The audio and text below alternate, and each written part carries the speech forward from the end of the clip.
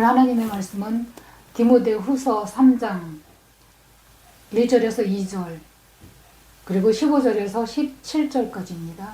제가 봉독하겠습니다. 너는 이것을 알라. 말세에 고통하는 때가 이르러 사람들이 자기를 사랑하며 돈을 사랑하며 자랑하며 교만하며 비방하며 부모를 거역하며 감사하지 아니하며 거룩하지 아니하며 15절입니다. 성경은 능히 너로 하여금 그리스도 예수 안에 있는 믿음으로 말미암아 구원에 이르는 지혜가 있게 하느니라. 모든 성경은 하나님의 감동으로 된 것으로 교훈과 책망과 바르게 함과 의로 교육하기에 유익하니 이는 하나님의 사람으로 온전하게 하며 모든 선한 일을 행할 능력을 갖추게 하려 함이라. 아멘.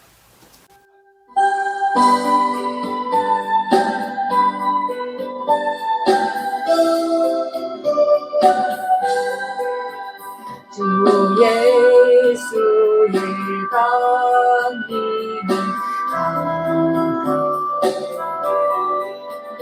저 천국을 얻을 자 회개하라. 주 성령도 너희를 부르시고 천사도 나와서 응답하네. 주 예수님 너희를 찾으시네. 왜 의심을 하면서 묻지 않나.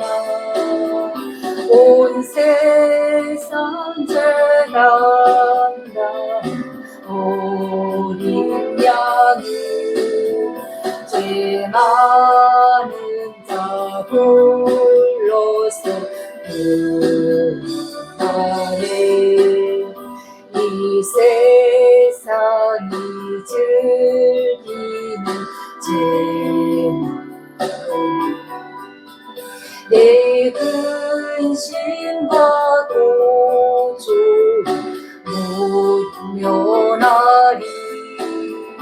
또 숨질 때 위로 못 얻으며 저 천국에 갈 길도 못 찾으리. 내 아버지 주시는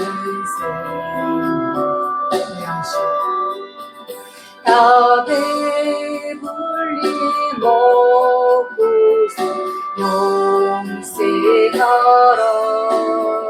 곧 의심을 버리고 주께 오며 한없는 자기를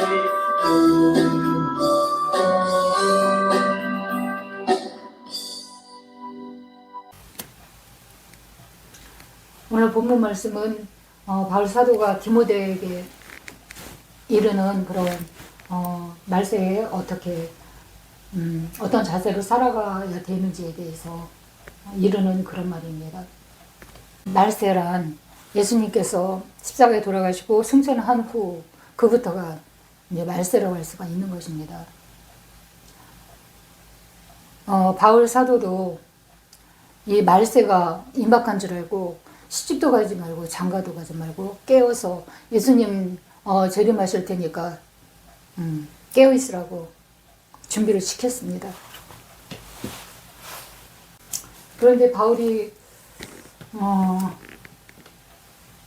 하늘나라로 가고 지금 2000년이 됐는데 지금도 예수님께서는 안 오셨습니다. 왜 이렇게 길게 기다리게 하시고 예수님께서는 뜸을 들이시나. 그 이유는 한 영혼이라도 더 구원하시기 위한 하나님의 섭리라고 할 수 있습니다.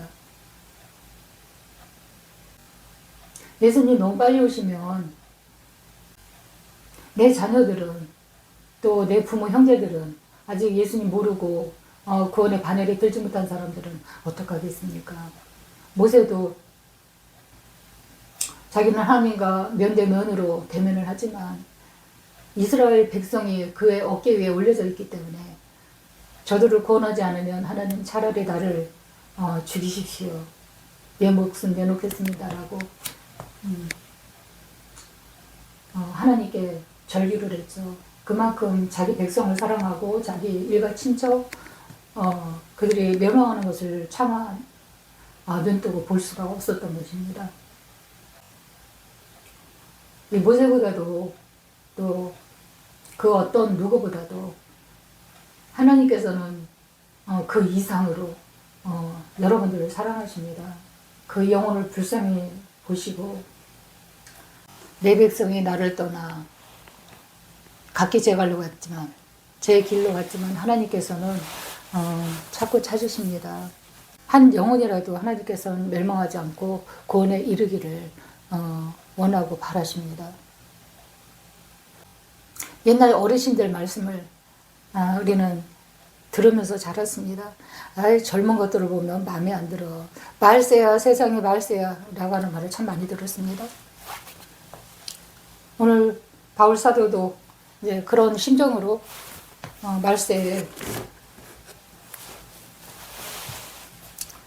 말세에 나타나는 현상들에 대해서 설명하고 있습니다. 첫 번째는 사람들의 사랑이 식어진다. 그리고 자기를 사랑하고 또 돈을 사랑하고 기타 등등. 애기들 돌잔치가 있죠. 돌잔치에 가면은 사회자가 똑같은 그런 동일한 질문을 하더라고요. 이 아이가 어떻게 살았으면 좋겠느냐고 묻습니다. 그러면 아이 부모들은 돈을 많이 벌어서 잘 살았으면 좋겠어요. 어떻게 이구동성으로 그렇게 똑같은 말을 하는지. 우리 아들도 그렇게 말을 하더라고요. 돈을 많이 벌었으면 좋겠다고. 그런데 우리 조카도 또 돌잔치에 갔더니 그 사회자가 똑같이 물어보더라고요. 그랬더니 돈을 많이 벌었으면 좋겠다고 그렇게 대답을 하더라고요. 멀리에서 온 그 하객들이 너무 진지하게 대답을 해도 분위기가 다운이 되죠. 그러니까 이제 가볍게 웃으라는 뜻으로 웃게 하기 위한 그런 말일 것이라고 생각합니다. 그렇게 생각하고 싶습니다. 인간은 물질로 만들었습니다. 그 물질로 된 인간은 먹어야 살고 입어야 됩니다. 그러니까 돈이 필요하죠. 생명 다음으로 필요한 것이 물질이라고 할 수 있습니다. 물질 무시할 수는 없죠. 굉장히 소중한 것이고 우리가 살아가는데 꼭 필요한 것입니다. 은혜도 좋지만 당장 꽃감이 입에는 달다는 말도 있죠. 날씨가 추워졌습니다. 어머니 말씀이 입동이 언제냐? 김장을 해야 되는데 또 안달을 하십니다. 추운 날씨에 제가 아주 생수 같은 그런 시원한 말씀을 증가하려고 합니다. 우리 정신은 상쾌해져야 됩니다. 뜨뜻하면 안 됩니다. 정신 차리고 들어야지 복이 됩니다. 생명의 말씀이기 때문에 다른 말씀보다도 귀 담아서 잘 들어야 됩니다. 믿으십시오. 계시록이라고도 하고 묵시록이라고도 하는 요한의 서신 마지막 장은 말세에 관한 것이 낱낱이 상세하게 기록이 되어 있습니다. 오늘 9장에 대해서 말씀을 드리겠습니다. 계시록 9장, 묵시록 9장입니다. 1절 다섯째 천사가 나팔을 불매 내가 보니 하늘에서 땅에 떨어진 별 하나가 있는데 그가 무저갱의 열쇠를 받았더라. 그가 무저갱을 여니 그 구멍에서 큰 화덕의 연기 같은 연기가 올라와 해와 공기와 그 구멍의 연기로 말미암아 어두워지며 또 황충이 연기 가운데로부터 땅 위에 나오매 그들이 땅에 있는 전갈의 건세와 같은 건세를 받았더라. 그들에게 이르시되 땅에 풀이나 푸른 것이나 각종 수목은 헤어지 말라.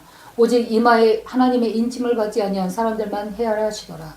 그러나 그들을 죽이지 못하게 하고 5달 동안 괴롭게만 하게 하시는데 그 괴롭게 함은 전갈이 사람을 쏠 때 괴롭게 한가 같더라.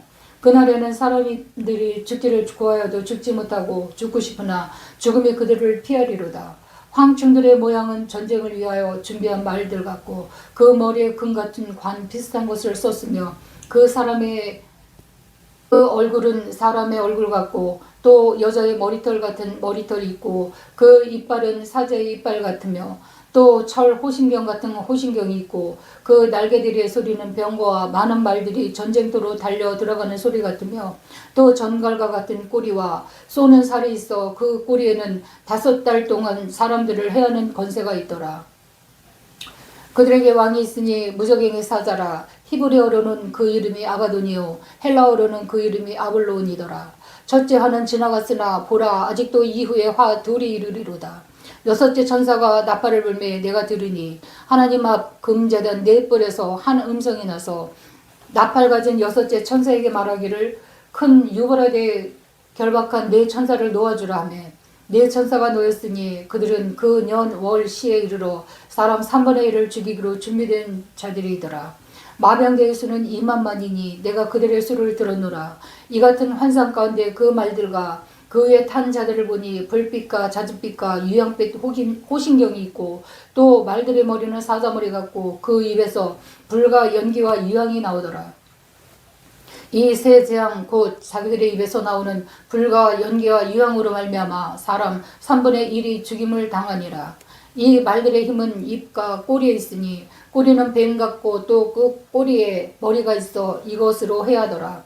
이 재앙에 죽고 남은 사람들은 손으로 행한 일을 회개하지 아니하고 오히려 여러 귀신과 또나 듣거나 다니거나 하지 못하는 금, 은, 동과 목석에 우상하게 절하며 또 그 살인과 복술과 음행과 도둑질을 회개하지 아니하더라. 이 내용으로 봤을 때 5번째 천사가 나팔을 불었습니다. 그러자 하늘에서 별 하나가 떨어집니다.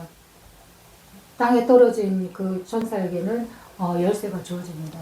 그 열쇠는 아비소스, 무적행을 열 수 있는 그런 열쇠입니다. 무적행이란 감옥을 말하는 겁니다. 천사들을 가두기 위한 그런 감옥. 이 감옥은 밑이 없는 뚫어진 그런 터진 웅덩이 같은 그런 구조라고 할 수 있습니다. 이 열쇠로 무적행을 열자 큰 용광로가 있는데 그 용광로 속에서 불과 유황이 연기와 함께 올라옵니다. 그러자 그 연기가 하늘을 덮으니까 앞이 깜깜하게 됐죠. 하늘이 어둡게 된 것입니다. 그런데 그 밑에서는 또 황충이 올라옵니다. 그 황충은 메뚜기 같이 생겼는데 머리에는 여자 머리 같은 머리털이 있고 이빨은 날카로운 사자, 또 꼬리에는 정갈같이 쏘는 것이 있어서 사람들을 마구 쏘는 그런 파충류라고 할 수가 있습니다. 하지만 하나님의 인침받은 자, 저들은 헤어지 말라. 그리고 하나님의 인침을 받지 못한 자들을 5달 동안 괴롭히라는 허락을 받은 것입니다. 여기서 중요한 것은 인침받음입니다. 인침이라는 도장을 찍었다는 그런 말씀입니다. 도장 인정했다 그 말씀이거든요. 눈에는 보이지 않지만 그런 인침을 받은 증거가 있는 것입니다. 하나님을 믿는다는 것이 이렇게 복된 것입니다. 예수님의 피 때문에 우리가 보호막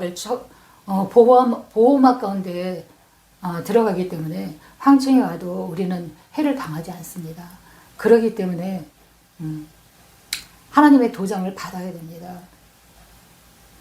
우리 초등학교 다닐 때 참 잘했어요 도장 받으면 기분이 얼마나 좋습니까?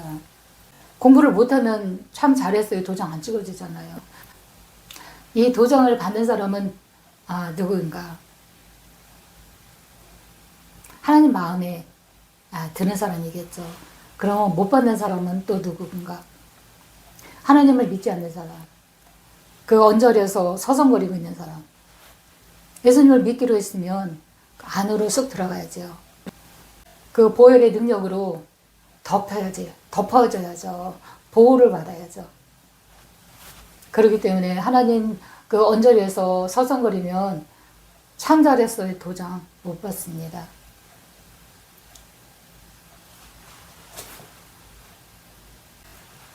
모든 의심을 버리시고 하나님을 믿으십시오. 그러면 하나님께서 보호막이 되어주십니다. 이 아비스스 재앙은 하나님을 거역하고 회개하지 않는 인간을 공격합니다. 인간의 본성은 원래는 선하게 만들어졌던 것입니다. 하나님의 형상으로 만들어졌기 때문에 선하죠. 그런데 죄 때문에 하나님을 거역하게 하는 것은 죄지 원래 우리의 본성이 아닙니다. 이것에 대한 회개를 해야지 하나님의 자녀가 되는 것입니다. 그런데 회개치 않고 여전히 뻣뻣하게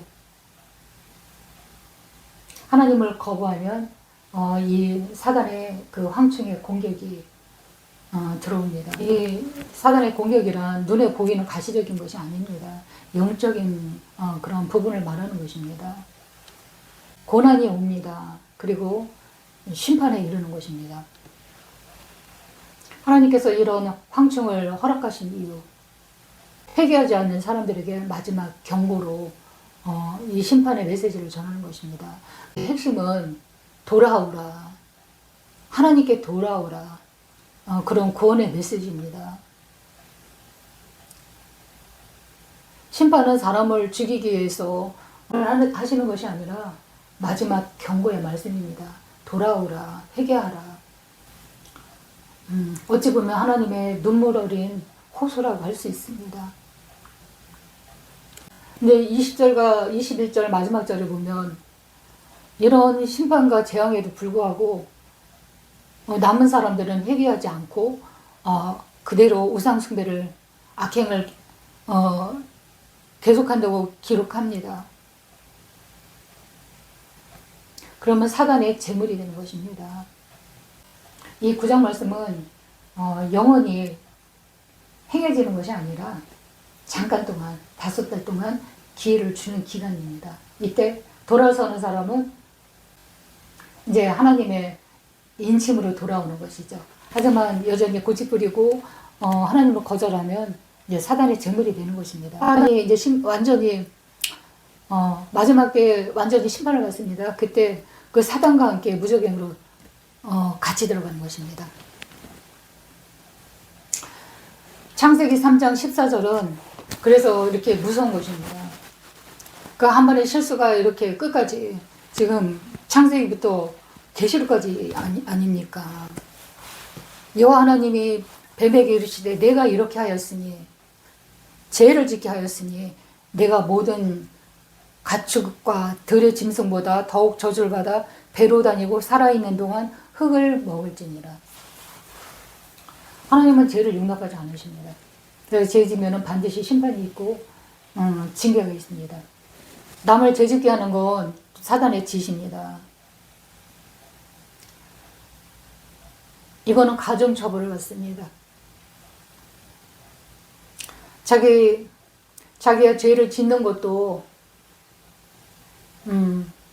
악하지만 남을 죄에 빠뜨리게 하는 건 더 큰 처벌을 받는 가중처벌을 받습니다.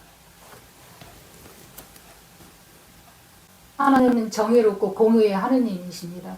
그렇기 때문에 편파적으로 하지 않고 하나님의 공의의 질서에 따라서 죄 지은 자는 벌을 받게 되는 것입니다. 사람은 영적인 그런 동물입니다. 그래서 어떤 모양으로든 이것을 알 수 있습니다. 특별히 영안이 열려서 환상을 보는 사람도 있지만 우리는 꿈을 꾸지 않습니까? 꿈을 안 꾸는 사람은 없죠. 애기들도 보면 꿈을 꿉니다. 그래서 자는 모습을 보면 까르르 까르르 웃을 때도 있고 또 삐죽거리고 울 때도 있고 그렇습니다.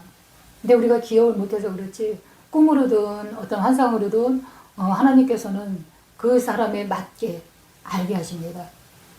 이걸 예민하게 이제 생각을 하고 받아들이면 아, 이것이 그것이구나 라고 깨달을 수 있는데, 보통 사람들은 그냥 지나치고 무시하거나 그러기 때문에 그 의미를 알지 못하는 것 뿐입니다. 이 사단의 권세는 예수님밖에 꺾을 자가 없습니다. 예수님의 피로 우리가 그 권세로 보호를 받게 되는 것입니다. 예수님의 피는 그냥 단순한 피가 아니에요. 사단을 이긴 승리의 피입니다. 그 피값으로 우리 하나님께서는 우리를 되찾은 것입니다. 사신 것입니다. 큰 화덕 같은 곳에서 연기가 나왔다고 하지 않습니까? 그런데 큰 화덕이 저기 4개가 보이더라고요. 그러니까는 수로같이 큰 녹감 같은 그런 화로인데 4개가 엄청 큰 게 있더라고요. 그런데 그것에서 연기가 정말 이렇게 스멀스멀 올라오는데 냄새가 유황 냄새가 나더라고요. 근데 그것이 부글부글 끓습니다. 그러니까 화산이 폭발할 때 그 용암이 그 마그마가 부글부글 땅속에서 끓어가지고 그게 넘치면 폭발을 일으켜서 화산 폭발을 일으키는 것처럼 우리의 심령 가운데도 제 심령 가운데 그것이 있는 것을 하나님께서는 드러내 보여주신 것입니다. 그것을 거기다 집어넣어요. 그러면 얘가 잠잠해져요. 그런데 그 불의 기세가 너무나 클 때는 나 자신을 집어넣어야 되는 것입니다. 그런 어떤 장면을 보고 나서 깜짝 놀랐는데 오늘 본문 말씀이 이제 이해가 가는 거예요. 왜냐하면 우리 마음 가운데 이 무적행이 있는 것입니다. 마음속에서 끝없이 올라오는 것이 어떤 분노, 미움의 마음, 또 탐욕의 마음, 이런 것들이 부글부글 끓다가 어떤 임계점이 이르면 이게 폭발하는 그런 상황을 만들어진다는 것을 하나님께서 깨닫게 하신 것 같아요. 이 말씀을 접하면서 빨리 이렇게 이해가 되고 수용이 되더라고요. 하나님의 말씀이 믿어진다는 것이 참 복입니다. 하나님의 말씀을 보고 듣고 행하는 자가 복이 있다 라고 하시는 것처럼 이해하기 위해서는 어떤 깨달음, 어떤 방법으로든 하나님께서는 알게 하시는 것 같아요. 그래서 설교도 이렇게 할 수 있는 것이고, 제가 밑도 끝도 없이 아무것도 받지 않고 어떻게 이 말씀을 전할 수 있겠습니까?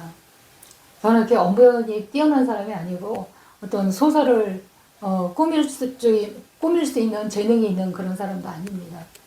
보여준 것이기 때문에 이 말씀에 대입을 해서 그것이구나 라고 이제 이해가 되니까 여러분에게 말씀을 전하는 것입니다. 이 황충의 재난이 끝이 아니라 6번째 또 천사가 나팔을 붑니다. 이 천사를 풀어주라. 유브라테스 강 4구덩이를 잡고 있던 천사를 풀어준다. 생명줄이라고 할 수 있죠. 우리 물이 없으면 못 살죠. 시리아, 튀르키예, 또 이라크를 거치는 그런 강줄기입니다. 그 4구덩이를 잡고 있는 천사가 있었는데 이 천사를 풀어주라 라고 합니다. 이 천사들이 4명이 풀어지자 인류의 3분의 1을 죽입니다. 그런 임무를 받고 풀려난 것입니다. 저는 말을 탄 그런 사람들이 나옵니다. 유황빛과 보랏빛 그리고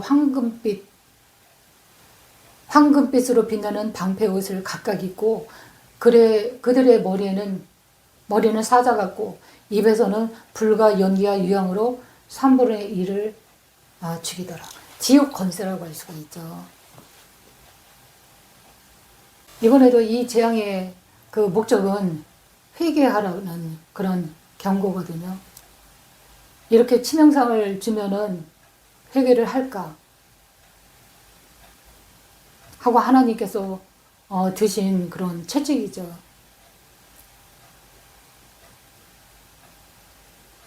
입에서는 불이 나오고 꼬리에는 또 뱀의 머리 같은 것이 사람을 쳐서 치명상을 입힙니다. 이 치명상을 입히면 또 회개할까? 아니라고 합니다. 마지막 절에 보면 여전히 하나님께 돌아오지 않고 예배를 드리지 않고 금이나 은이나 동이나 목석으로 만든 우상을 여전히 섬기고 제사드리고 마술과 음행과 도둑질에 대한 미련을 떨쳐버리지 못하였다라고 말씀하십니다. 우상을 섬겼더라도 도둑질을 했더라도 또 음행을 했더라도 회개를 하면 사해지는 것입니다.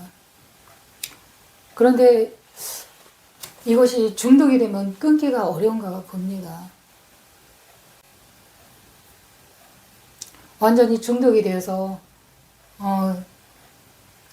끊지를 못하는 것입니다. 그러면 어쩔 수가 없이 하나님의 질서에 따라서 우리에게 자유의지를 주셨기 때문에 내버려 둘 수밖에 없는 것입니다. 예, 방임의 상태가 된다는 것이죠. 돌아오지 않으면 하나님도 어쩔 수가 없는 것입니다. 그러면 사단의 제물이 된다는 것입니다. 사단의 밥이 된다는 뜻입니다. 더 이상 타락할 거리가 없는 것이에요. 선택은 우리 편에 사는 것입니다. 이 사단이 어떤 속성을 가졌는지 우리는 출애굽을 통해서 알 수 있습니다. 하나님께서 내 백성을 내놓으라, 광야에서 나를 섬기게 하라 라고 모세를 통해서 말을 했는데 이 바로왕은 듣지 않습니다. 왜냐하면 여지껏 공짜로 부려먹었는데 내어주고 싶겠습니까? 그런데 이스라엘 백성은 원래 그들의 노예가 아니었어요. 이 재앙이 내리니까 바로가 알았다, 가라. 그리고 풀어준다고 약속을 합니다. 그런데 개구리 재앙이 이제 거둬지니까 살만해. 그러니까 또 거둬버립니다. 그래서 이번에는 이 재앙, 이가 온통 땅을 덮어버립니다. 우리는 이를 보면 잡아서 똑똑 죽이죠. 이를 잡는 재미가 또 있습니다. 그런데 이 우상을 숭배하는 그런 나라에서는 이를 숭배합니다. 제가 잠깐 동안 인도네시아랑 말레이시아를 갔다 왔거든요. 단기 선교로. 그런데 거기는 이를 정말 숭배를 하더라고요. 그리고 인도네시아에서 말레이시아로 넘어가는 경계선 국경이 있는데 정말 허술하더라고요. 그냥 이렇게 차단막 같은 것이 있어서 그것을 열어주면 건너가는 것입니다. 군인인지 경찰인지 형식적으로 방패를 들고 있는 그런 모양이 있거든요. 그런데 그 방패 그림이 목이 있는 국교가 이슬람입니다. 인구의 99%가 이슬람이죠. 기독교인은 정말 극히 드뭅니다. 그 이력서의 종교란에 국교, 기독교라고 하면 불이익을 준다고 합니다. 그리고 취직을 할 수가 없어요. 그 정도로 이제 우상이 굉장히 심한 나라인데, 제가 단기 선교로 잠깐 갔다 온 것이 있지만, 어쨌거나 그때는 꿈으로 그런 것을 보여주시더라고요. 어떤 보자기가 저한테 탁 던져지더라고요. 그래서 그렇게 뗐어요, 보자기를. 그랬더니 그 속에 반짝반짝하는 빨강빛, 파란빛, 또 보랏빛 보석이 반짝반짝거리더라고요. 그래서 집어봤어요. 그랬더니 보석이 아니라 이이더라고요. 그래서 너무 놀랬죠. 근데 그때는 그 의미를 몰랐어요.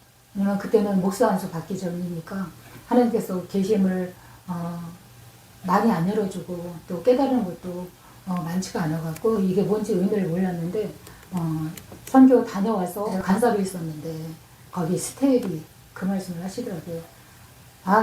선교사님 그건 이 재앙이잖아. 세 번째 재앙. 그래서 이게 우상의 나라구나. 그런 어떤 그 땅을 밟자마자 어떤 저항하는 것을 확 느끼겠더라고요.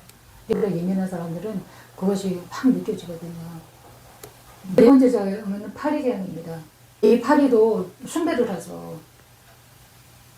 파리가 온통 들끓어서 나라를 뒤덮으니까 바로가 이제 손을 듭니다. 아, 알았다, 이제 가라. 모세를 통해서 파리대를 걷어주십니다. 그러면 마음이 싹 바뀌어서 또 고집부립니다.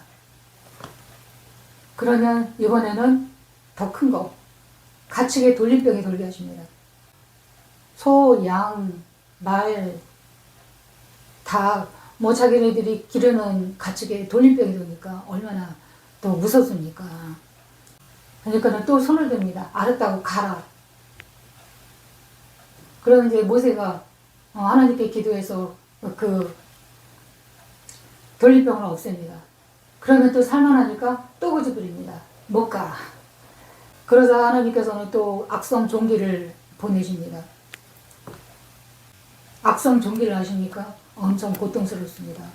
욥이 이 악성 종기가 났는데 얼마나 고통스러우면 기아장을 깨서 그걸로다가 푹푹 긁었다고 나오지 않습니까?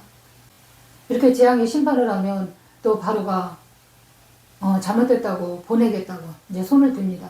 그런 다음에 또 그걸 걷어지면 또 고집을 부립니다. 그래서 이번에는 우박, 또 8번째는 메뚜기 떼, 9번째는 흑암의 그런 재앙을 보냅니다. 이집트, 이 애국 사람들은 태양신을 숭배합니다. 흑암을 보내자 이 태양이 보이지 않습니다. 이 태양신은 애국 사람들이 섬기는 신인데 흑암으로 덮어버리니까 태양이 꼼짝을 못하고 모습을 감춥니다. 그러니까 이 재앙도 그 애굽의 신을 심판하신 것입니다. 하나님만이 전능하신 하나님이고 유일하신 하나님이시라는 것을 보여주신 것입니다. 그러니까 깜깜해지니까 얼마나 또 무섭습니까? 그러니까 바로가 또 무릎 꿇고 잘못했다고 가라, 내가 보내주겠다 라고 또 약속을 합니다. 그러면 이제 그 흑암이 싹 걷어지죠. 그러면 또 마음을 돌이켜서 또 고집을 부립니다. 안 하고. 그러니까 이번에는 마지막 장자를 죽입니다. 모든 장자, 첫 아들을 다 치십니다. 죽인 것입니다. 그리고 처음 난 짐승까지도 다 죽여버립니다. 그러니까는 이제 완전히 무릎 꿇고 알았다고 보내주죠. 이렇게 사단은 정말 집요합니다. 그래서 이제 드디어 장자를 다 이렇게 하니까 그제서야 놓아줍니다. 그래서 홍해를 건너죠. 포기하지 않을까요? 그런데 이 바로는, 이 사단의 예표인 이 바로는 끝까지 또 추적합니다. 뒤에서는 애굽 그 전차와 마병들이 막 쫓아오는데 이스라엘 백성이 다 건너고 나자 물이 다시 한 곳으로 모여서 홍해 바다가 됩니다. 그래서 그곳에 빠져 죽은 그 병사들 또 마차 이런 바퀴들이 그 증거로서 나왔다고 합니다. 그러니까 실제적인 그런 상황이었다는 것이 증거가 된 것입니다. 그런데 위기 상황에서도 하나님을 의지하면 딱 보호를 하십니다. 그리고 끝까지 추격한 그 애굽의 병사들은 물속에 다 수장되어 버리는 것입니다. 이렇게 출애굽할 때도 하나님께서 보호하게 되셔서 생명을 보존해 주셨던 것처럼 마지막 때 계시록에서도 하나님의 그 인침받은 자들은 사단이 아무리 황충으로 물어뜯고 전갈로 쏘는 것 같은 그런 고통을 줄지라도 해를 받지 않습니다. 왜냐하면 예수님의 피로 딱 보호막을 쳐주셔서 안전하게 하시는 것입니다. 그런데 미련한 자들의 특징이 있죠. 고집을 너무 부려요. 의심을 버리시고 하나님을 믿으십시오. 그러면 형통한 복이 열립니다. 나로 인해서 열립니다. 그 반대의 말씀은 나로 인해서 내 자손에게 갈 복이 닫혔다고도 말할 수 있는 것입니다. 비교해 보십시오. 결과를 보면은 알지 않습니까? 믿음 안에서 은혜 가운데 사는 사람의 그 노년의 삶, 그리고 믿지 않는 사람의 노년의 삶 한번 비교를 해보십시오. 어떤가? 처음에는 어려울 수 있죠.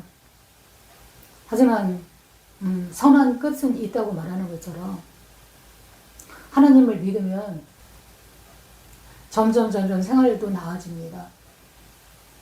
그런 것이 바로 믿음 생활이라는 것입니다. 하나님의 자녀가 되는 과정이 있죠. 과정 동안에는 어렵고 힘들어요. 훈련받고 또 연단받고 또 테스트도 받죠. 그런 다음에 하나님께서 땅 이제 됐다, 잘했어요 라는 도장을 찍어줄 때 그때서부터는 이제 시온의 대로가 열리는 것입니다. 그 누구도 막을 자가 없습니다. 그런 복을 여러분들은 다 누리시기를 바랍니다. 자식은 열매입니다. 그리고 손자는 노인의 면류관입니다. 자랑거리죠. 하나님을 예배하지 않고 우상을 숭배하는 자, 제사 지내는 사람들은 출애굽기 20장에 보면 나로부터 3, 4대까지 저주가 내려간다.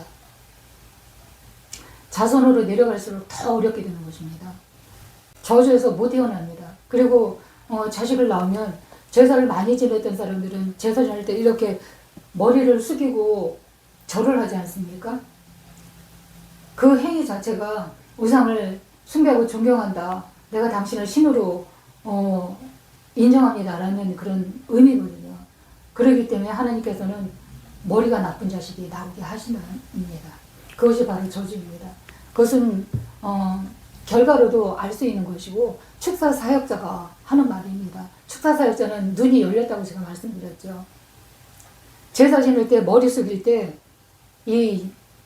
그 우상 숭배의 영, 조상을 가장한 그 귀신들이 딱 들어오는 것입니다. 어디에 들어오느냐면 이 머리에 달라붙는다고 합니다. 절을 하니까 여기에 달라붙는데 그러면 멍청하게 만든다는 것입니다. 그래서 자손이 멍청하고 또 종갓집 자손들이 되게 잘 안 된다고 합니다.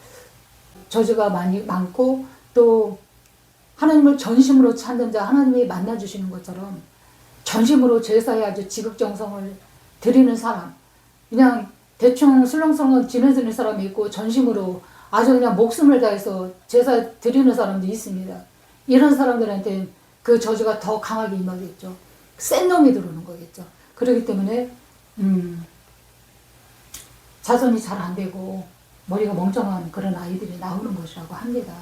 출애굽기 20장 5절에 보면 그것들에게 절하지 말며 그것들을 섬기지 말라. 나 여호와 너희 하나님은 질투하는 하나님인즉 나를 미워하는 자의 죄를 갚되 아비로부터 아들에게 3, 4대까지 이르게 하거니와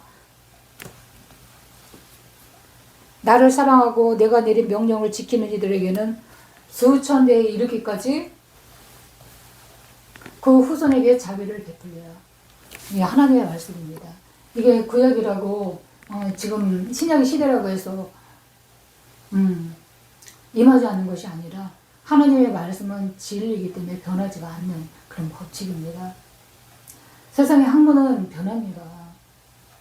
학설이라고 하죠. 진화론, 창조론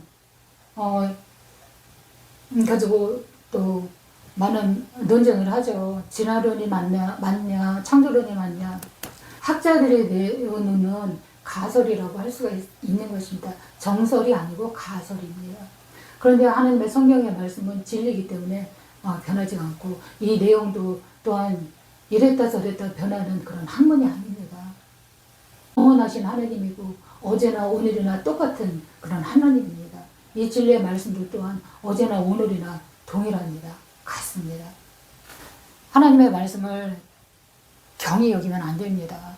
하나님은 살아계신 하나님이고 공의로 행하시는 하나님이십니다. 하나님을 찾고 사랑하는 자에게는 자손 대대로 형통한 복을 내려주시지만 우상을 섬기고 제사 드리는 사람들에게는 3, 4대까지 저주가 내려간다는 것을 출애굽기 20장에 박아 놓으셨습니다. 고집 부리는 것이 우상 숭배라고 말씀하셨습니다. 무슨 목석이나 금이나 은, 동 이런 것만 이런 것에게 경배하는 사람만이 우상 숭배가 아니라 나 자신을 너무 철두철미하게 믿는 고집부림, 그것이 더 무서운 우상 숭배라고 할 수가 있습니다. 이것을 깨워버리는 것이 자아 파쇄입니다. 십자가에 이 자아를 못 박는 것입니다. 그럴 때 사단이 떠나가고 이제 하나님의 은혜 안에 들어오는 것입니다.